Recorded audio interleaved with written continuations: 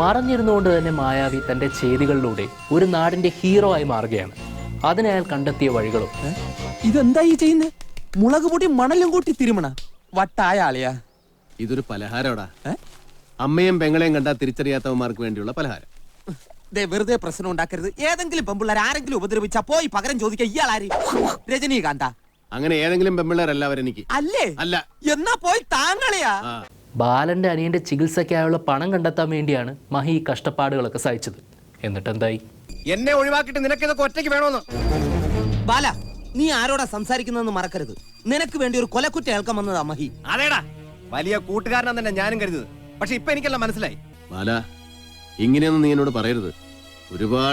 ഒരുപാട് വിഷമുണ്ടാക്കുന്ന കാര്യങ്ങളാ. ഒടുവിൽ യഥാർത്ഥ മായാവിയെ ഒരു നെഞ്ചിടിപ്പോടെ പ്രേക്ഷകരുടെ മുന്നിലേക്ക് എത്തിക്കുന്ന മായാവി എന്ന ഹിറ്റ് ചിത്രത്തിന്റെ വിശേഷങ്ങളുമായി സിനിമാക്കാരൻ ശനി ഞായർ ദിവസങ്ങളിൽ രാവിലെ 10:30.